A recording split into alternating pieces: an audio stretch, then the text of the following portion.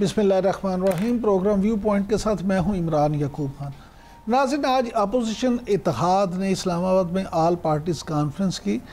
इस कॉन्फ्रेंस के इख्तिताम पे जो मुश्तरका एलामिया जारी किया गया, उसके मुताबिक 2024 के इंतखाबात को न सिर्फ मुस्तरद कर दिया गया, बल्कि ये भी कहा गया कि 26वीं आइनी तरमीम के बाद आज़ाद अदलिया अमलन ख़त्म हो चुकी है। इस इलामिये में ये मुतालबा किया गया कि मुल्क को एक आज़ाद और ख़ुद मुख्तार इलेक्शन कमीशन की ज़रूरत है, और इसके अलावा मुल्क जो है इस वक्त उसको नए मिसाक जमहूरियत की भी ज़रूरत है। प्रोग्राम के पहले हिस्से में इस हवाले से बात होगी, और ख़ास तौर पे इस हवाले से भी बात होगी कि बानी चेयरमैन PTI इमरान खान साहब के साहबजादे कासिम और सुलेमान ने वीज़ा तो अप्लाई कर दिया है पाकिस्तान का, क्या वो पाकिस्तान में आके सिर्फ अपने वालिद से मुलाकात करेंगे या एहतजाजी तहरीक की क़यादत भी करेंगे। इसके अलावा प्रोग्राम के दूसरे हिस्से में ख़ास तौर पे बात होगी कि भारत जो है वो बाहर के हक़ में ज़िल्लत में शिकस्त के बाद वहाँ पे अभी तक जो पब्लिक का रिएक्शन आ रहा है मोदी सरकार के ख़िलाफ़, उसकी क्या पोजीशन है। और ख़ास तौर पे भारतीय जो साबिक फ़ौजी है उनकी तरफ से जो ये मुतालबा किया गया कि ऑपरेशन सिंदूर में जितने फ़ौजी हलाक हुए उनकी तफसीलात सामने लाई जाएँ, और मोदी सरकार कब तक सच को छुपाएगी, इस पे बात करेंगे। और प्रोग्राम के आखिरी हिस्से में ख़ास तौर पे ये बात करेंगे कि प्रेसिडेंट ट्रंप ने पाकिस्तान में जो तवानाई के ज़राए तेल और गैस के ज़खायर की बात की है, वो ज़खायर कहाँ है और उससे पाकिस्तानी मीशत को क्या फ़ायदा होगा। इस सारी सूरत हाल पर गुफ्तगू करने के लिए ख़ास तौर पर हमारे साथ मौजूद हैं प्रोग्राम के पहले हिस्से में सीनियर रहनुमा पाकिस्तान तहरीक इंसाफ जनाब फैसल चौधरी साहब। Thank you very much Faisal Chaudhry साहब, आपने टाइम दिया। चौधरी साहब, ये फरमाइएगा कि अब तो अलीमा खान साहिबा ने अपने एक्स अकाउंट पे ये दावा किया है कि पाकिस्तान आने के लिए कासिम और सलेमान ने वीज़े अप्लाई कर दिए, तो अब आप क्या कहेंगे, क्या वो वाकई आएंगे, क्या उन्हें वीज़ा मिल जाएगा, क्या वो एहतजाजी तहरीक की क़यादत करेंगे या सिर्फ अपने वालिद से मुलाकात के बाद चले जाएंगे? देखिए जी, अगर उन्होंने वीज़ा अप्लाई कर दिया तो मेरे ख्याल गवर्नमेंट को बिल्कुल तामुल का इजहार नहीं करना चाहिए, उनको वीज़ा देना चाहिए। और तहरीक को लीड करने के लिए तो जो इमरान खान साहब का जो लास्ट पैगाम आया था, मैंने अपने सोर्सेज से भी चेक किया था, तो वो यही है, उन्होंने कहा कि वो तहरीक तो लीड नहीं करेंगे, आगे वो इमरान खान साहब से मिलेंगे और इमरान खान साहब से मुलाकात के बाद शायद वो वापस चले जाएंगे, जो भी है। लेकिन इमरान खान साहब से मुलाकात तो बच्चों का हक़ है। कोई भी कैदी जो है वो अपने जो उनके औलाद है और उनके बेटे हैं, वो उनका पूरा हक़ है, राइट है। मैं समझता हूँ कि गवर्नमेंट को फैसिलिटेट करना चाहिए और ये मीटिंग जो है इसमें किसी किस्म का रखना नहीं डालना चाहिए। अपोजिशन इत्तेहाद के जो रहनुमा है वो सब इकट्ठे हुए इस्लामाबाद में आल पार्टीज़ कॉन्फ्रेंस में, और उसके बाद उन्होंने प्रेस कॉन्फ्रेंस भी की, जिसमें शुरू तो उन्होंने यहाँ से किया कि मुल्क में गुर्बत बड़ी बढ़ गई है, लोगों की क़ुव्वत ख़रीद कम हो गई है, लेकिन अवामी इश्यूज़ और ख़ास तौर पे इमरान खान साहब की रहाई के लिए कोई वाज़ेह लाहे अमल नहीं दिया गया। बस ये कहा कि हाइब्रिड निज़ाम मुल्क से जो है उसका हम खात्मा चाहते हैं। तो इस कॉन्फ्रेंस को आप किस नज़र से देखते हैं? क्या वाकई ये कोई फ्रूटफुल कॉन्फ्रेंस या इकट्ठ था या बस ऐसे खाना पूरी थी?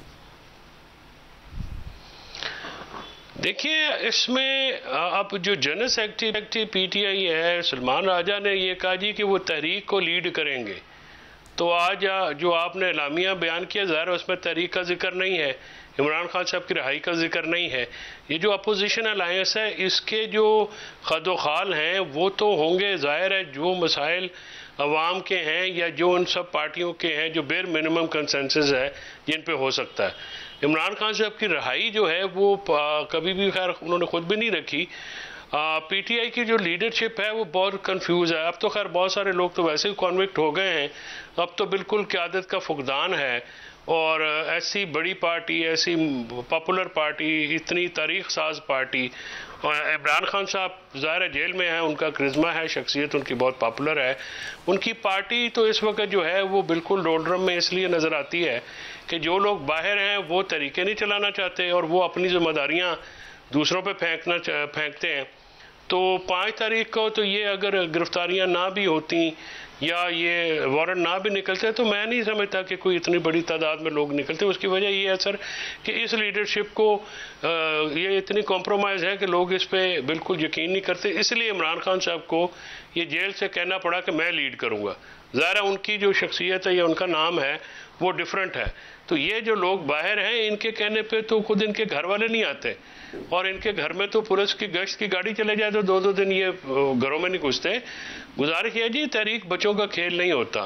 तहरीक में किसी भी अवामी मसले के बगैर जो है वो कैसे आप शामिल होते हैं? इतनी लड़ाइयाँ हैं, एक पार्टी जो कि खुद से भी बरसरे पैकार हो, पार्टी के अंदर भी लड़ाई है, अपोजिशन के साथ भी इनकी बात नहीं है, कोई पार्लिमानी पार्टी अवान की नहीं है इमरान साहब जिसके साथ इनकी लड़ाई नहीं है, ये बैठ ही नहीं सकते।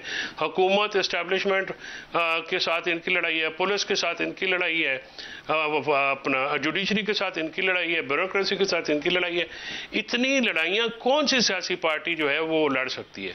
इतनी तो मेरे ख्याल में अमेरिका की फौज नहीं जंग लड़ सकती जितना इतना जो खिलारा इन्होंने डाल दिया है, और इस पे उनको बिल्कुल नहीं पता चल रहा कि इसको अब सम अप कैसे करना है।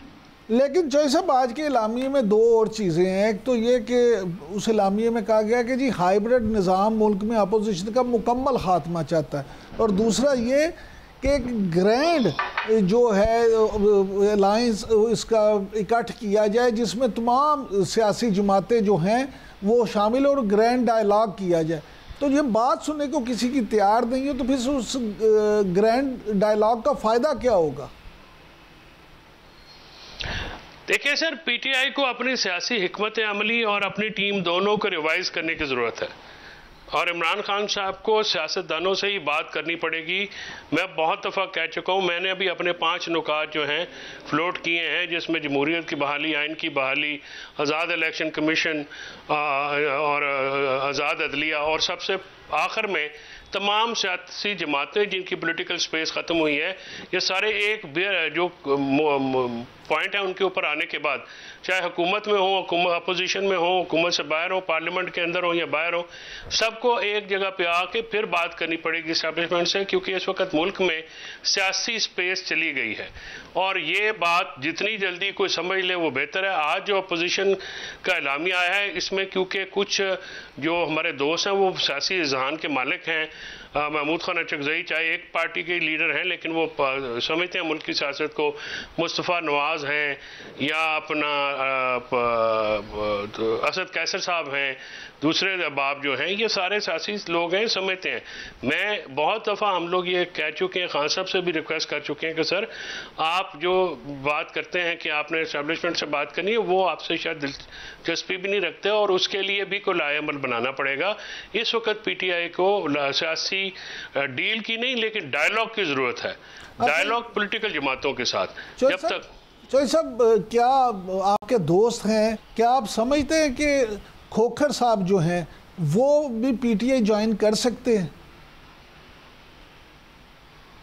अभी तो मुस्तफ़ा का कोई ऐसा इरादा नहीं लगता, उनसे बातचीत होती रहती है, लेकिन वो अगर देखिए पीटीआई में शामिल होने के लिए फिर बहुत सारी अपनी कश्तियाँ भी जलानी पड़ती हैं, बहुत सारे लोग शायद उस मिजाज के ना हो, लेकिन अभी तो ये कबल अज़ वक्त बात है, अभी तक तो वो अपना इनफरादी रोल ही अदा करना चाहते हैं। अच्छा सर, ये फरमाइएगा कि अब ये सारी मामला तो बड़ी दफ़ा डिस्कस हो गए कि सज़ाएँ हो गई, वारंट निकल आए, ये हो गया वो हो गया।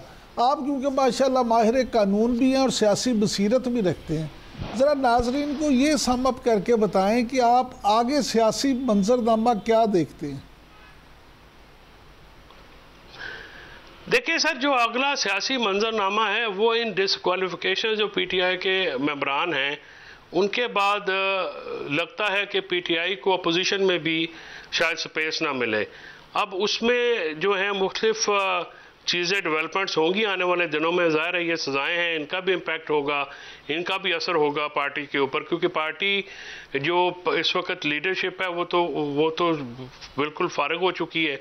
नीचे तंजीमी अहदेदार हैं, तंजीमी अहदेदारों को अब क़यादत इमरान खान साहब को ज़ाहिर फैसला तो उन्होंने करना है, अगर वो अपने जो लोग लाते हैं ऊपर उनके ज़िम्मे लगाते हैं, फिर वो सियासी रास्ता किस तरह से इख्तियार करते हैं। जैसे मैंने आपको कहा कि 9 समत में जो लड़ाई है उसको भी तो आपने देखिए, कोई सियासी जमात अफोर्ड नहीं कर सकती ना जी, इतनी ज़्यादा इंडल्जेंस, इतनी ज़्यादा लड़ाई एक वक्त के ऊपर। और कभी भी सियासी जमातें लड़ाई में नहीं होती, वो होती है टाइमली होती है, उसके बाद फिर सियासत की जाती है, रास्ता तलाश किया जाता है। अब तो इस क़यादत ने जो है एक एक करके इमरान खान की रिहाई के तमाम दरवाजे बंद कर दिए। अब पीटीआई जो बाहरी वाली क़यादत है उसकी वजह से बंद गली में नहीं, बंद कमरे में चली गई है। अब वहाँ से रास्ता निकालना, बाहर आना, ये एक बड़ा एक जहानत का काम है। इसके लिए आपको सियासतदान चाहिए जो कि, और फिर सियासतदान जिनको फुल अथॉरिटी हो, जिनको पूरी तौर पे आप ये जो रोज़ाना तहरीक चलाने का ऐलान है, मेरी नज़र में ये मसाइल का हल नहीं है, इससे मसला हल नहीं होगा, मसला मज़ीद बिगड़ेगा। लेकिन जो साहब यहाँ सवाल ये भी पैदा होता है कि वो सियासतदान जो इन मसाइल को हल कर सकें, वो इस वक्त इस मुश्किल सूरत हाल में पीटीआई के साथ क्यों आएंगे? और फिर जब ऐसी सूरत हाल हो कि जो खुद बानी चेयरमैन है इमरान खान, वो भी जेल से कभी कोई बयान जारी कर दे कभी कोई, तो वो एतमाद का फुकदान जो है, क्या आप नहीं समझते कि इस वक्त पीटीआई का सबसे बड़ा मसला ये बन गया? नहीं जी, ट्रस्ट डेफिसिट तो खान साहब बिल्कुल है, आपकी बात दुरुस्त है, इसमें कोई शक की बात नहीं है कि इस वक्त एक दूसरे के ऊपर एतबार जो है वो बिल्कुल नहीं है। तो इसीलिए मैं कह रहा हूँ ना कि ये अब पीटीआई या हुकूमत या एस्टेब्लिशमेंट दोनों के दरमियान में बात नहीं हो सकती, टेम्परेचर बहुत हाई है। अब ये जो दूसरे लोग हैं, जिस तरह से तरीके ये अपोजिशन अलायंस है या दूसरा कोई ये बने, फिर आगे को बात चले, तो फिर तो बात हो सकती है। लेकिन अगर आप ये कहें कि हुकूमत या इस्टेब्लिशमेंट और पीटीआई डायरेक्ट बात करें, वो मुझे नज़र नहीं आता। डायलॉग भी जो है थ्रू थर्ड पार्टी होना है, और उसकी और पार्टी वो जो ये अलायंस दें उनको फुल एम्पावरमेंट दें उनको। अगर आप और फिर उनके जो किए गए वादे या उनकी बातें जो है उनको फिर पीटीआई भी तस्लीम करे, दूसरी जमातें भी तस्लीम करें, तब भी बात बनेगी, वरना ट्रस्ट डेफिसिट बहुत ज़्यादा है और इसका पाकिस्तान को बहुत नुकसान है। अच्छा सर, 4 अगस्त को कौमी असम्बली का इजलास बुला लिया गया, अब वहाँ पे नई पार्टी पोजीशन भी होगी, तो इस नई पार्टी पोजीशन में आप क्या समझते हैं पीटीआई कहाँ खड़ी नज़र आएगी?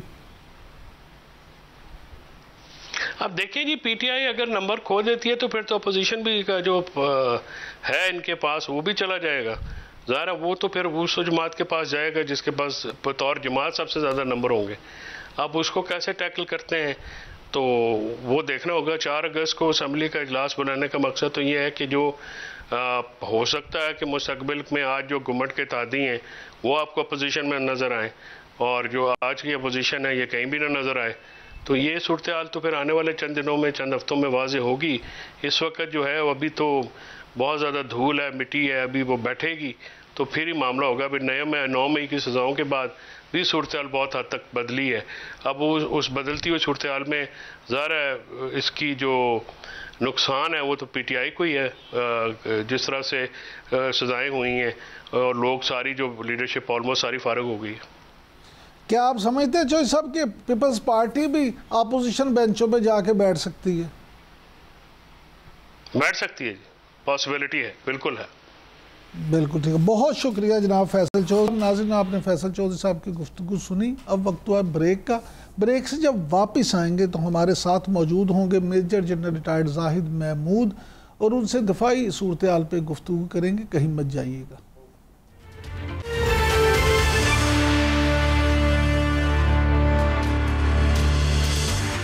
Welcome back. नाजरीन, मोदी मीडिया के ख़िलाफ़ इंडिया में एक तरफ तो अवामी एहतजाज बढ़ता जा रहा है, दूसरी तरफ खुद उनकी फ़ौज में सी अब आवाज़ें उठ रही हैं। साबिक़ भारतीय फ़ौजियों की तरफ से अब आज एक प्रेस कॉन्फ्रेंस की गई और उसमें ये मुतालबा किया गया कि चीफ ऑफ डिफेंस स्टाफ हिम्मत करें और सच को आवाम के सामने लाएं। मोदी सरकार कब तक झूठ बोल के आवाम को सच से महरूम रखेगी? और यह भी मुतालबा किया गया कि ऑपरेशन संदूर में जितने भारतीय फ़ौजी हलाक हुए उनकी तफसीलात भी सामने लाई जाएं। प्रोग्राम के इस हिस्से में इस पर भी बात होगी और फिर ख़ास तौर पे ये बात होगी कि चीन की तरफ से जो नए डिफेंस आलात बनाए गए हैं, पाकिस्तान को उनकी तरफ से अपना दिफा मजबूत करने में उनकी मदद से क्या जो है मज़ीद फोकियत होगी इलाके में, और उसके अलावा पाकिस्तान ने जो अपना सैटेलाइट जो खला में छोड़ा है उससे पाकिस्तानी दिफा को क्या मदद मिलेगी। इस सारे मौजू पे बात करने के लिए हमारे साथ मौजूद हैं major general retired Zahid Mahmood साहब, जो कि दफाई तज्ज़ियाकार हैं। Thank you very much sir, आपने टाइम दिया। सर यहीं से शुरू कर देते हैं, ये फरमाइएगा कि ये जो भारतीय साबिक फ़ौजी ख़ुद अब ये जो है चीख चीख के कह रहे हैं कि सच को सामने लाया जाए और इंडिया जो है वो मोदी सरकार कब तक झूठ बोलेगी, तो इस पे आप क्या कहेंगे? जी इमरान साहब देखें, ये जो सोल्जरिंग प्रोफेशन है जी, this is not an ordinary profession. ये मैं इसलिए नहीं कह रहा कि मैं एक एक्स फौजी हूँ। ये कोई भी दुनिया की फ़ौज हो, किसी भी मज़हब की फ़ौज हो, जो फौजी होता है वो अपना स्टेट के साथ जो उसका कॉन्ट्रैक्ट होता है, और हमारे कॉन्टेक्स्ट में तो अल्हम्दुलिल्लाह ये अल्लाह सुब्हाना ताला के साथ कॉन्ट्रैक्ट होता है आपकी जान का, और उसके बाद पाकिस्तान के साथ है। इसी तरह कोई भी सोल्जर हो, चाहे वो इंडिया का क्यों ना हो, किसी मजहब से ताल्लुक रखता हो, वो अपनी जान कुर्बान करने का एक कॉन्ट्रैक्ट रखता है जी अपनी स्टेट के साथ, और उसकी सिर्फ एक ही चीज होती है कि उसकी कौम उसकी कुर्बानी को याद रखे या उसको इज्जत दे। जो भी गैरतमंद कौमें होती हैं, या वो कौमें जिन्होंने कॉमिटी ऑफ नेशन में इज्जत के साथ रहना होता है, या जिन्होंने अपने सोल्जर्स को में प्राइड लेना होता है, वो हमेशा अपने जो सोल्जर्स होते हैं उसकी खास तौर पे उसकी डेथ को बहुत ऑनर करते हैं जी। और यही एक चीज होती है जो स्पिरिट हाई रखती है और आने वाले नस्लों का मोरल रखती है, वो लोग जो फौज में जाना चाहते हैं। अच्छा, अब इंडियन कॉन्टेक्स्ट में चूंकि ये मिलिट्री ऑब्जेक्टिव्स या पॉलिटिकल ऑब्जेक्टिव्स इंडिया के तो थे नहीं, ये तो आरएसएस के संघ परिवार के पॉलिटिकल ऑब्जेक्टिव्स है, जिसके लिए इनको जंग में झोंका गया। और पहलगाम जैसा ड्रामा जो पूरी दुनिया को इंक्लूडिंग इंडिया पता है कि ये अपनी हुकूमत का रचाया हुआ है, उनके अपने लोग भी ये चीज अब कंफर्म कर रहे हैं। दुनिया को तो पता होता तो इनके साथ 193 ममालिक में से या 200 ममालिक में से एक आध मुल्क तो इनके साथ खड़ा हो जाता ना। तो सबको पता था कि ये एक ड्रामा इन्होंने किया, रचाया है, और अपने ही 26 लोगों की खून से इन्होंने संदूर ऑपरेशन की ये स्क्रिप्ट लिखा, ड्रामा लिखा, और अब उसको रिकॉग्नाइज नहीं कर रहे। अब ये जो इनके जो मिलिट्री लोग या जो इनके सीडीएस वगैरह, ये अब मिलिटेंट विंग है आरएसएस का, ये आके वो स्टांस नहीं ले रहे। तो रिटायर्ड लोग जो है जिन्होंने सोल्जरिंग की है, जो वेटरन्स हैं, वो एग्जैक्टली दे नो कि क्या गड़बड़ कर रही है इनकी कौम, और कितनी स्पिरिट, कितना जुल्म कर रही है उन बॉडीज के साथ जिन्होंने कुर्बानियां दी हैं, उन सोल्जर्स के साथ जिन्होंने इस मुल्क के लिए कुर्बानियां दी। और वो जनरल साहब उस कॉन्टेक्स्ट में इन्होंने ये बात की। बिल्कुल ठीक। अच्छा जनरल साहब, ये फरमाइएगा कि चीनी मीडिया के मुताबिक चीन की जो असलासज कंपनियां हैं, उन्हें खिला में दुश्मन के सैटेलाइट्स और हाइपरसोनिक बैलिस्टिक मिसाइलों को तबाह करने वाला जो जदीद तरीन air defence missile system 29HQ तैयार किया है, उससे तो रूस और अमेरिका के बाद चीन तीसरा बड़ा मुल्क बन गया जिसके पास अब ये वाला सिस्टम मौजूद है। तो आप क्या समझते हैं कि चीन की इस नई ताकत से जो खित्ते में जो तवाज़ुन है या आलमी सतह पे जो ये दिफाई तवाज़ुन है, उसमें को किस नज़र से देखते हैं? देखिए, आलमी कॉन्टेक्स्ट में तो ये जब बिग पावर्स के पास ये पावर्स आती हैं तो थोड़ा सा बैलेंस क्रिएट जरूर होता है जी। ये इसको मैं पॉजिटिव इस एंगल से देखता हूँ। फिर चाइना के कोई हमने ऐसे अग्रेसिव डिजाइन आज तक देखे नहीं है, ना हिस्ट्री में हमने देखा है कि चाइना ने किसी दूसरे की लैंड को ऑक्यूपाई किया हो, ऑल्दो उनकी फ्रिक्शन है, बट इस तरीके से मैसिवली कभी उन्होंने ऑक्यूपाई नहीं किया। और इनको चैलेंज किया गया है रीजन के अंदर भी। इनको देखे ना, भारत जो है वो चाइना को भी चैलेंज करता है, एम्बेरस करने की कोशिश करता है, स्कटल करता है, उनके इकोनॉमिक परसूट्स को स्कटल करता है, उनकी जमीन पर कब्जा करता है। अब कश्मीर में चाइना का भी इशू है, वही भारत के साथ है। और इनका जो घुमंड है भारत का, और ये जो रीजनल एनिमिटी है, इसका जो हेजमोनिक डिजाइन और हेजमोनिक एक जो ख्वाब है, वो इसको ले डूबा है जी। और ऑफ कोर्स मेरी नजर में तो ये बैलेंस क्रिएट करेगा, और हम being strategic partner of China, I think हमारे लिए भी ये बड़ा खुशाइंद डेवलपमेंट है जी इस कॉन्टेक्स्ट में। अच्छा जनरल साहब, ये फरमाइएगा कि ये भी खबरें हैं कि पाकिस्तान ने चीनी साख्ता Z-10M जो हेलीकॉप्टर है वो हासिल कर लिए हैं। तो आप क्या समझते हैं कि ये हेलीकॉप्टर हासिल करने के बाद पाक फ़ज़ाइया जो है उसकी जो ताकत है उसको कितना इस्तेहकाम मिलेगा? देखिए इमरान साहब, जो अल्हम्दुलिल्लाह जो हाई अल्टीट्यूड हमारा वॉरफेयर है एयर का, उसमें तो हमने परफॉर्म किया है। पुलवामा में भी आपने देख लिया, पहलगाम में देख लिया, और अल्लाह की मदद से और हमारे प्रोफेशनल मिलिट्री की वजह से, खासतौर पे हमारी एयरफोर्स की वजह से, हमारे पायलट्स, हमारे ग्राउंड स्टाफ और पूरी एक जो वो तमाम लोग इसमें शामिल, उनकी परफॉर्मेंस आपने देख ली है। अब इस हेलीकॉप्टर के आने से आई थिंक जो लो स्काइज हैं उसमें भी पाकिस्तान की डोमिनेशन आप देखेंगे इंशाल्लाह कि वो जारी रहेगी। इसके अंदर जो सिस्टम्स हैं, खासतौर पे एंटी आर्मर जो है या मिसाइल सिस्टम लगे हुए हैं जो लो स्काइज में डोमिनेट करेंगे, तो वो बहुत एनहांस करेगी। 2014 से पाकिस्तान कोशिश करता रहा है, डिफरेंट मुल्कों से हम देखते रहे कि हम टर्किया से भी लेना चाहते थे 29, फिर अमेरिकन ने भी हमें ऑफर की और बाद में उन्होंने बहाना बना के टेररिज्म का वो ऑफर हमसे वापस ली, जो उनका प्रोजेक्ट था इसी तरह का। फिर रशिया से हमने, वो भी एक चल रहा था, तो स्कटल किया गया जी। तो अब ये चाइना से अगर ये फैसिलिटी 100% हमें ये इक्विपमेंट मिल जाता है इंशाल्लाह, तो लो स्काइज में भी आप देखेंगे कि पाकिस्तान की जो डोमिनेशन है, क्योंकि कोबरा के बाद फिर ये कैपेबल है for all kind of warfare, तो बहुत एनहांस हो जाएगी और लो स्काइज में भी पाकिस्तान इंशाल्लाह इसी तरह डोमिनेट करेगा। अच्छा जाहिर साहब, ये फरमाइएगा कि पाकिस्तान ने रिमोट सेंसिंग सैटेलाइट जो लॉन्च किया है, तो इससे एक तो बात यह है कि पाकिस्तान ने खिला में एक और संगे मील अबूर कर लिया है, लेकिन आप क्या समझते हैं कि इससे सैलाब, जलजला, लैंडस्लाइडिंग और ग्लेशियर के पिघलने का तो पता चलेगा, मज़ीद पाकिस्तान को क्या फ़ायदा हासिल होंगे? देखिए रियल टाइम इंफॉर्मेशन जो अपडेट्स हैं और प्लस हमारा जो स्ट्रेटेजिक अपडेट्स हैं उसमें बहुत ही सपोर्ट मिलेगी जी। और ऑफ कोर्स अल्हम्दुलिल्लाह पाकिस्तान अब सिर्फ किसी डोमेन में रिस्ट्रिक्टेड नहीं रहना चाहता। हमने थोड़ा सा कॉन्टेक्स्ट देख लिया जब वॉरफेयर की, मैं आपको एग्जांपल देता हूं कि ईरानियन कॉन्टेक्स्ट में आपने देख लिया कि जब उनकी लिमिटेड ऑल स्पेक्ट्रम तैयारी नहीं थी तो उनको नुकसान उठाना पड़ा।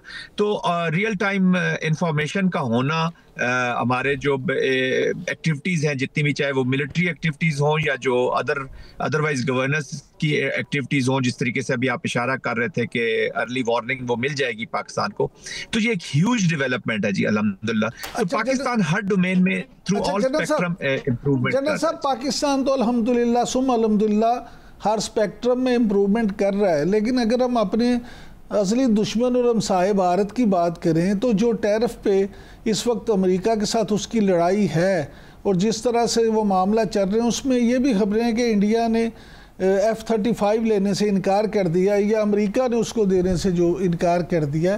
तो क्या आप समझते हैं कि पाकिस्तान जो है उसको ये जहाज़ मिल सकते हैं? देखिए पाकिस्तान के पास ऑप्शंस तो हैं जी। पाकिस्तान अभी चाइना से भी आपको पता होगा J-35 का और वो चीज़ें चल रही हैं। तो Pakistan of course strategic partnership हमारी डेवलप हो रही है, बहुत अच्छी साउथ एशिया में डेवलपमेंट्स हो रही हैं, ख़ासतौर पे अमेरिकन कॉन्टेक्स्ट में। और ये अब मैं जब से ये इंडिया का डुअल चेहरा अभी 100% कंफर्म हो गया, हमें तो उनका पता था। आपके इमरान साहब, एक मैं बड़ी इंटरेस्टिंग बात करता हूँ कि मैं जब सेंटकॉम में था जी, जब इंडिया का और ये वार्म अप हो रहे थे, तो मैं अजराए मजाक कमांडर सेंटकॉम थे तब, जनरल ऑस्टन जो इनके सेक्रेटरी डिफेंस रहे, तो उनसे मामले पर बात हो रही थी ऐसी आफ्टर सोशल में एक जगह पे। तो मैंने कहा जी चले, अच्छा आपकी अभी दोस्ती हो रही है भारत के साथ, तो we are very glad and happy. तो ही सेड कि जी why are you happy, you being Pakistani, आपका तो कंसर्न होना चाहिए। तो मैं कहा मैं इसलिए हैप्पी हूँ कि आपको अभी इंडिया का असल चेहरा पता चल जाएगा, जो दोगलापन है इनका, दो चेहरे हैं।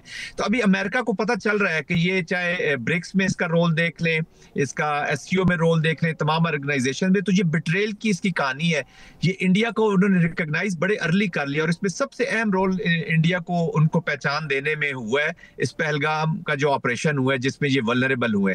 तो आई थिंक बहरहाल पाकिस्तान की अपनी स्ट्रेटेजिक पार्टनरशिप चाइना के साथ भी है, but we are warming up, हमारे इंप्रूव हो रहे हैं और बिल्कुल पाकिस्तान के पास ऑप्शन होगी, वो लेना ना लेना ये तो आगे चल के देखा जाएगा। बट ऑफ कोर्स जिस तरीके से चीजें चल रही हैं और हमारी जो कन्वर्जेंस ऑफ इंटरेस्ट है अफगानिस्तान के अंदर, खास तौर पे अगर हमने इस वॉर ऑन टेरर को लड़ना है, तो ऑफ कोर्स अमेरिका को अपने इंटरेस्ट के लिए, अमेरिकन कभी आपके इंटरेस्ट के लिए शायद इतना आगे ना बढ़े, लेकिन अपने इंटरेस्ट के लिए, और उनका भी इंटरेस्ट इसी में है कि स्ट्रॉन्ग पाकिस्तान होगा तो अफगानिस्तान में स्टेबिलिटी आएगी, और अफगानिस्तान की स्टेबिलिटी इस वक्त अमेरिका की सख्त जरूरत है। अच्छा जनरल साहब, ये फरमाइएगा कि जो chairman joint chief of staff हैं जनरल साहिर शमशाद साहब, उनकी मिस्र में जो मीटिंगें हुई हैं, तो ये भी कहा जा रहा है कि मिस्र JF-17 थंडर तैयारे भी पाकिस्तान से लेना चाहता है। तो आप क्या समझते हैं कि पाकिस्तान को मिडिल ईस्ट में अब क्या मुकाम मिलने जा रहा है? आप क्या ओवरसी करते हैं? इमरान साहब, अल्हम्दुलिल्लाह ये जो नोशन ऑफ विक्ट्री आपने क्राफ्ट किया है और लिखा है ऑपरेशन पहलगाम 4 दिनों की जंग के बाद, अभी आप एक मीनिंगफुल मिलिट्री, पॉलिटिकल और डिप्लोमेटिक फोर्स हैं जी, और नेचुरल स्टेबलाइजर है।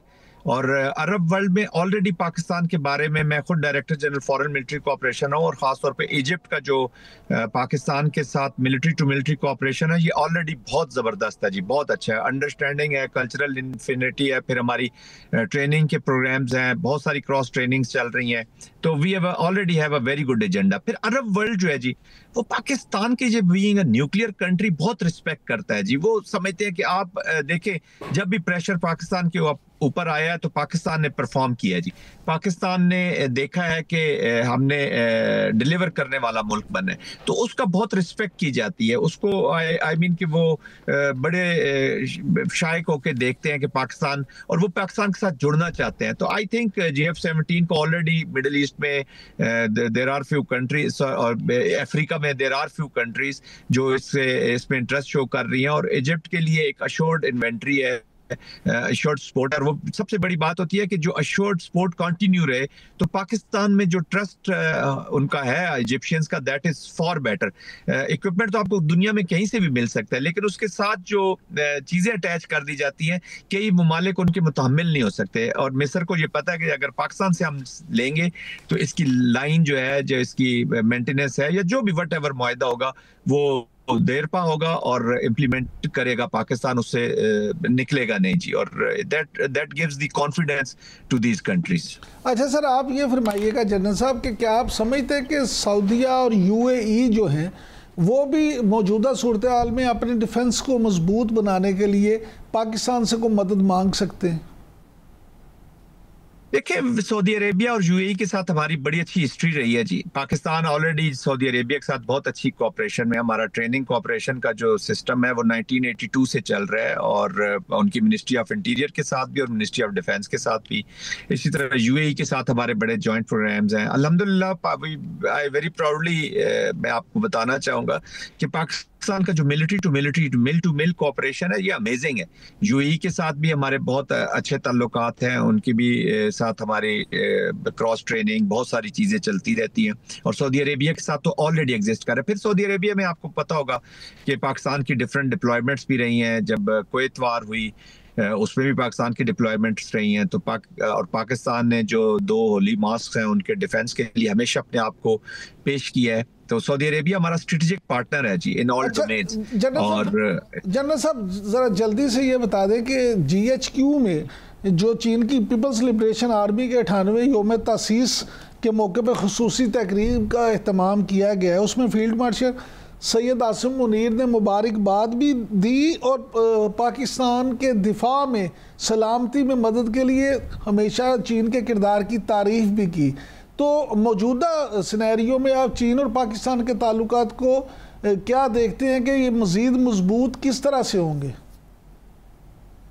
इमरान साहब, जो पाकिस्तान और चाइना के ताल्लुकात है, ये पूरी दुनिया के लिए मिसाल है जी। इतनी ज़बरदस्त strategic partnership in all domains, मैं फिर कहूँगा strategic partnership in all domains, और टाइम टेस्टेड फ्रेंड्स हैं, एक दूसरे के साथ खड़ा होना जानते हैं, और कॉमन थ्रेट्स भी हैं, एक कन्वर्जेंस ऑफ इंटरेस्ट भी है।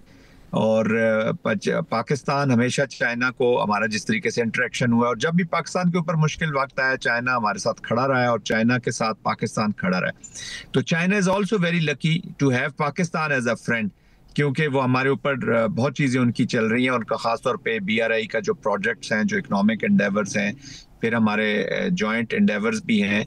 तो अल्हम्दुलिल्लाह this partnership is not against any country. हमने किसी मुल्क के ऊपर हमला नहीं करना, बट हमारी पार्टनरशिप है for the stability of the region and progress of each and every individual of this region. हर इंसान जो बसता है इस रीजन में, उसकी तरक्की पाकिस्तान और चाइना की स्ट्रेटेजिक पार्टनरशिप के साथ मिली है। तो दिस इज अ ह्यूज। और अभी जब हम अमेरिका की भी बात करते हैं तो पाकिस्तान के लिए सारे बहुत से लोग करते हैं कि जी एक चैलेंज होगा, नेविगेट कैसे करेंगे, इनको बैलेंस कैसे करेंगे। तो China has no issues with Pakistan. उन्हें पता है कि पाकिस्तान जिस दुनिया के किसी मुल्क के साथ भी चला जाए वो चाइना के खिलाफ कभी भी नहीं हो सकता। और this is fact of the matter which is more important. बहुत शुक्रिया major general retired Zahid Mahmood साहब। नाज़रीन, आपने जनरल साहब की गुफ्तगू सुनी।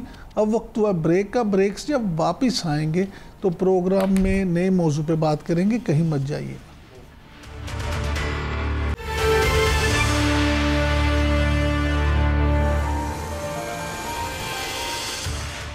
Welcome back.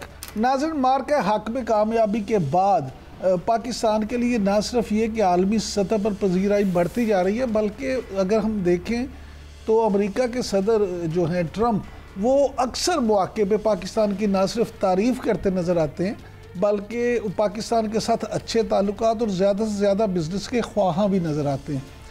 ये भी कहा जा रहा है कि पाकिस्तान का और अमेरिका का जो हाल ही में मुआहदा हुआ है, उस तजारती मुआहदे के बाद ये सारा जो मामला है उसको गेम चेंजर के तौर पे देखा जा रहा है। क्या वाकई ऐसा है?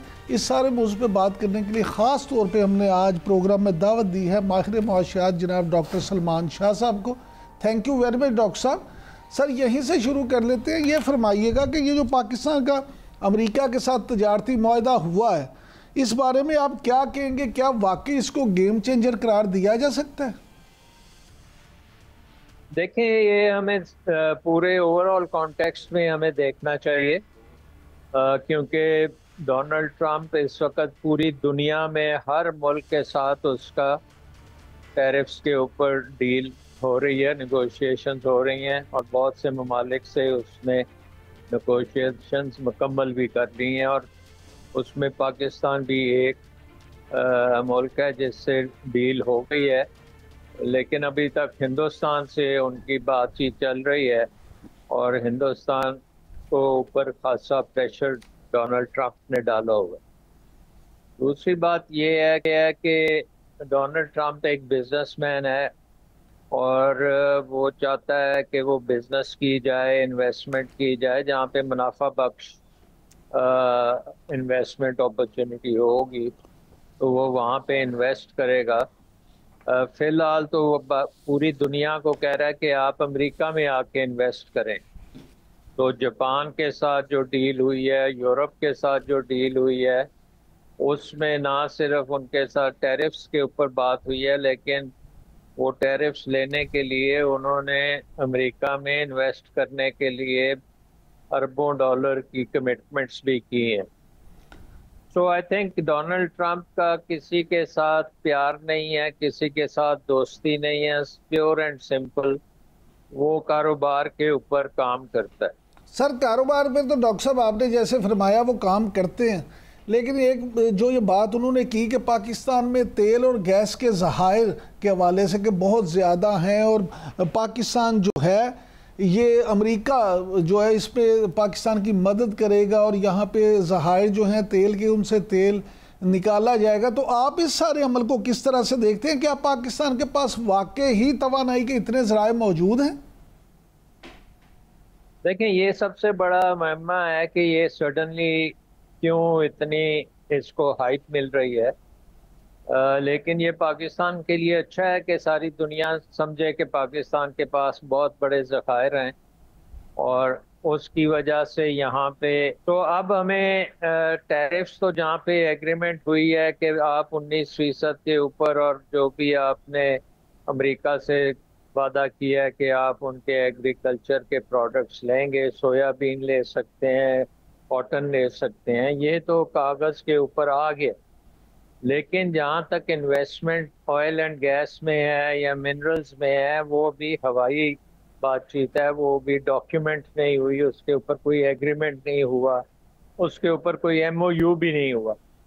तो आई थिंक कि हमें फिलहाल इंतज़ार करना पड़ेगा कि ये जो सारी बातें हो रही हैं इसके नतीजे में कौन सी कंपनियां यहाँ आती हैं, उनको क्या लाइसेंस मिलते हैं और वो कैसे आगे लेके चलते हैं। जो हकीकत इस वक्त ऑन द ग्राउंड है वो ये है कि रिकोडेक का काम अच्छा चल रहा है। रिकोडेक में फाइनेंशियल क्लोज भी हो गया और वो माइनिंग का प्रोजेक्ट जो है वो लॉन्च हो चुका है और चंद सालों में उसका इंशाल्लाह बेनिफिट भी आएगा। उसके अलावा बाकी चीज़ें जो हैं ये अभी क्या सराइयाँ हैं, और जब तक ये इन्वेस्टमेंट में तब्दील नहीं होती उस वक्त तक हमें ज़रा एहतियात से ही चलना चाहिए। अच्छा डॉक्टर साहब, आप क्योंकि माशाल्लाह इंटरनेशनल मार्केट को भी समझते हैं, दुनिया भर की मुआशियात को भी समझते हैं, तो ज़रा ये फरमाइएगा कि अगर वाकई ही पाकिस्तान में इतने तेल के ज़खायर निकल आए, तवानाई के इतने ज़राए हों, तो फिर आप क्या समझते हैं कि पाकिस्तान कितने साल में अपने कर्ज़ों से निजात पा सकता है? पाकिस्तान कितने सालों में तरक्की की मंजिलें तय कर सकता है? देखें, अब जिस स्टेज पे बातचीत है, अगर पहला स्टेज तो ये होगा कि ये अमेरिकन कंपनीज जो हैं यहाँ आके लाइसेंस लेंगी, फिर वो एक्सप्लोरेशन करेंगी और उसके नतीजे में वो जो ज़खायर हैं उनको डॉक्यूमेंट करेंगी और वो उनको कंफर्म करेंगी। इसी में 2 3 4 साल तो इस चीज़ में लग सकते हैं। उसके बाद उसको डेवलप करके मार्केट में लेके जाना, पूरी दुनिया में एक्सपोर्ट करना, तो ये अगले 10 साल का आप प्रोग्राम समझ लें कि उसके बाद ये आपके इकोनॉमी पे इम्पैक्ट करना शुरू करेगा। लेकिन जिस वक्त भी ये ज़खायर दरियाफ्त होंगे तो पाकिस्तान के हालात बिल्कुल तब्दील हो जाएंगे, क्योंकि फिर पूरी दुनिया से इन्वेस्टमेंट होनी शुरू हो जाएगी। और अगर हमने अच्छे तरीके से इनको मैनेज किया तो इसका बहुत फ़ायदा होगा।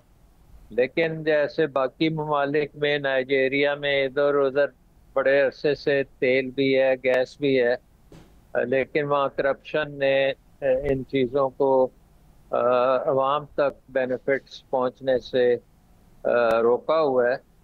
तो डिपेंड करेगा कि पाकिस्तान अपने हालात कैसे मैनेज करता है। अच्छा डॉक्टर साहब, ये फरमाइएगा कि अमेरिका के दबाव के बाद इंडिया ने जो ये फैसला किया है कि वो 25% इजाफी अमेरिकी टैरिफ से बचने के लिए अब रूस से तेल नहीं खरीदेगा, तो अगर रूस के से वो तेल नहीं खरीदता तो आप क्या समझते हैं कि इंडिया और रूस के ताल्लुकात इससे मुतासिर होंगे या नहीं? देखिए, इंडिया ने कोशिश की है कि दोनों साइडों पे वो खेले, लेकिन डोनाल्ड ट्रंप ने उसको कॉर्नर किया हुआ है कि भाई आप अमेरिका को इतना माल बेचते हो, $100 अरब अमेरिका से कमाते हो, लेकिन अमेरिका